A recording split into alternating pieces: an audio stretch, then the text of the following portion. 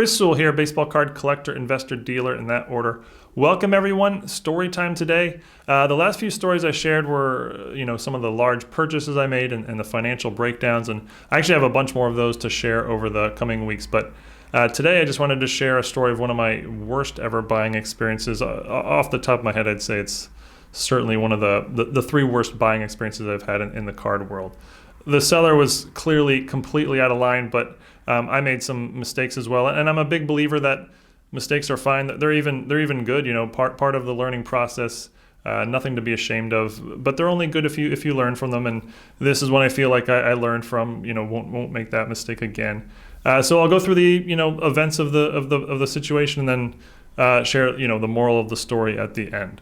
So I've had the police called on me 2 times in my life. That's right. I may look innocent, but I'm actually a stone cold criminal. The first time was when I was maybe 12 or so.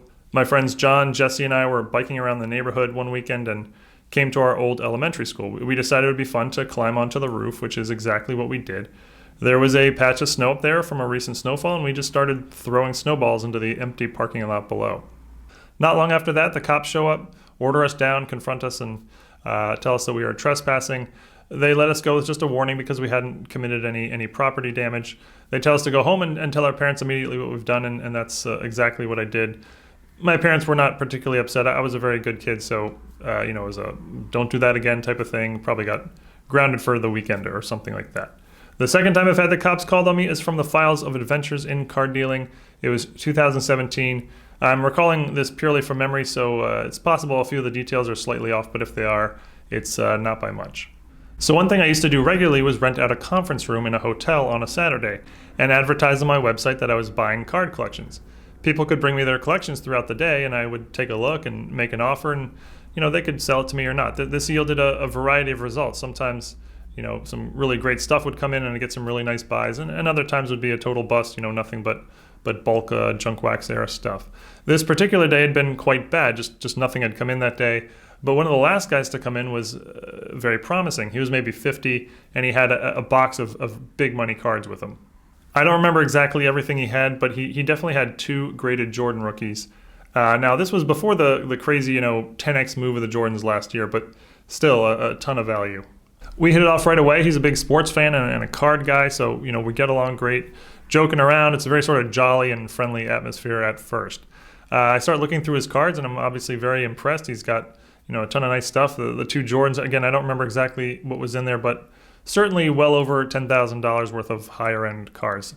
And then he says, this is just the tip of the iceberg. Back home, I have a massive collection, which includes a complete baseball top set run from 1954 to 1979. So now I'm getting even more excited as we're talking a big money collection here. At some point I say, what would you like to sell this box of cards for? And he says, oh no, I don't want to sell the cards today. And I say, oh, what are you hoping to accomplish here? And he says, well, I'd like to sell my collection eventually, but I'd like to at first establish a relationship with someone I know I can trust and who's going to treat me fair. So, maybe you and I can work out a smaller deal today, and if all goes well, we can discuss you buying everything else at a later time. He hands me a binder of cards that's all low-grade 50s commons and says he would be interested in selling me just this binder today.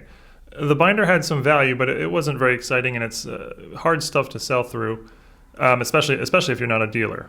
Now, I had been around the block by this point. This was a standard bait-and-switch tactic, one I was very familiar with, and I knew it in the moment. He was baiting me with high-end stuff, promising to sell it to me down the road in order to try to get me to overpay for his lesser stuff that he couldn't sell on his own. This is a situation where you really have to be able to read the guy and the situation. Sometimes you should play ball with the bait-and-switch, as it will lead to you eventually getting the higher end stuff down the road. And other times you should just pass or call him on it, as it's not going to lead anywhere. At best, maybe you'll just overpay for some stuff.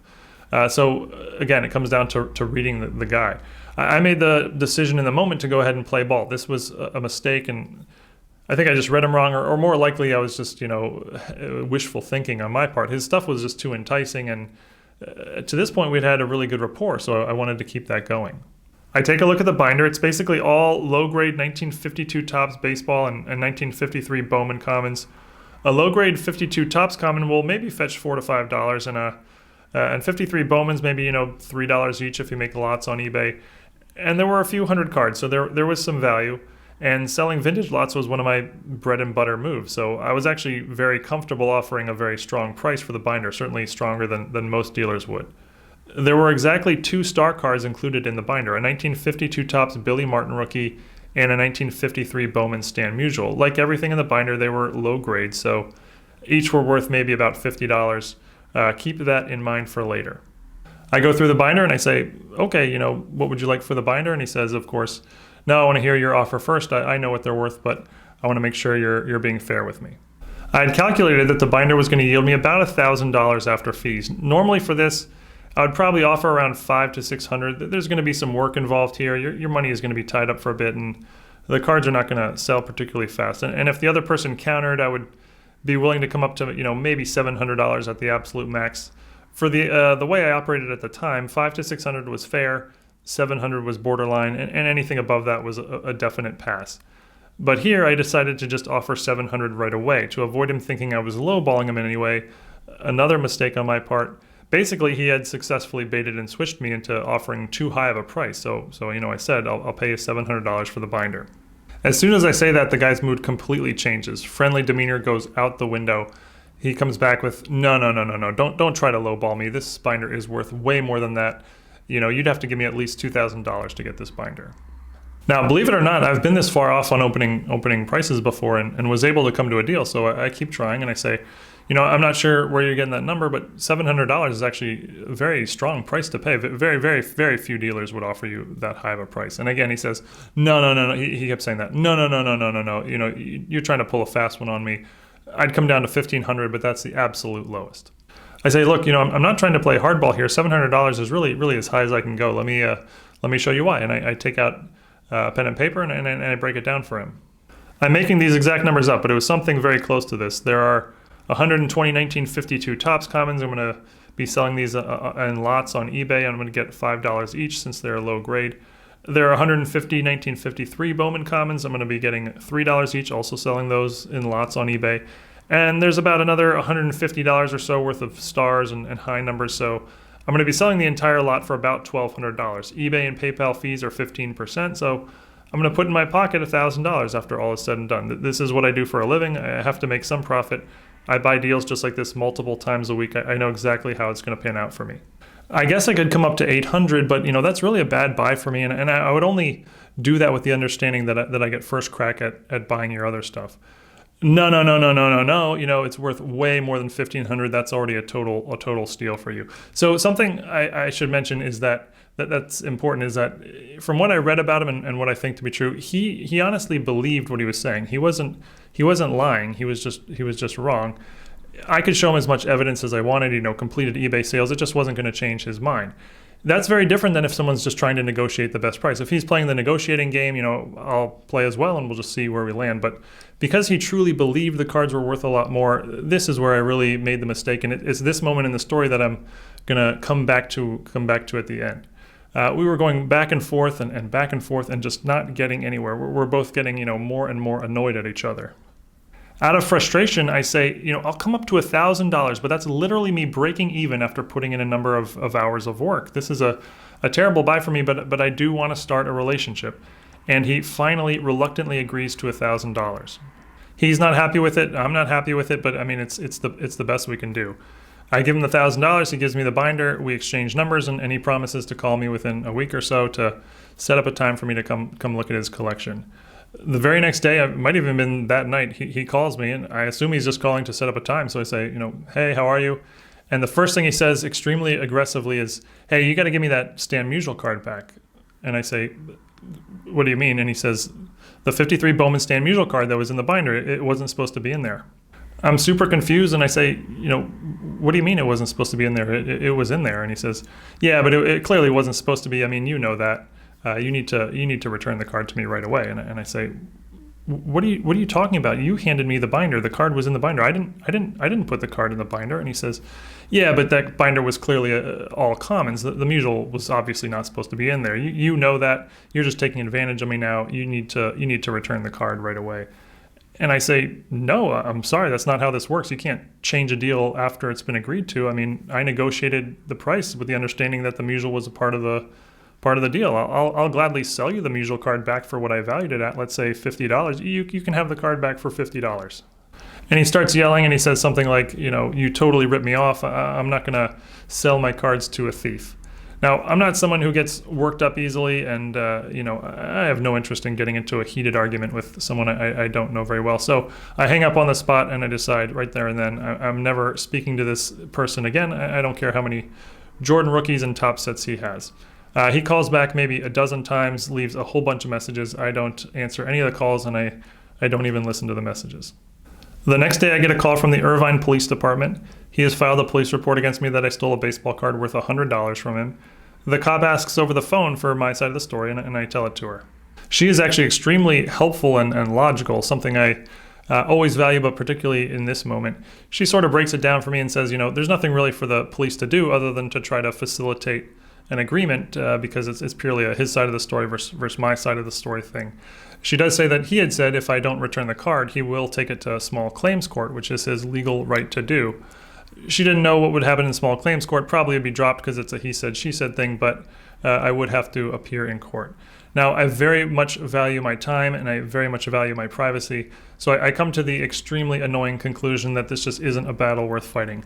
I tell the cop to please contact the guy, tell him I will return the card with the understanding that this is 100% the end of it, and with the agreement that he never contacts me again, the cop as the witness.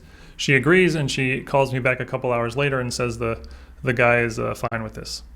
I mail him the card. Here is the video I made of me packaging up the card and applying the mailing label so that he couldn't claim the package was empty or the wrong card or something like that.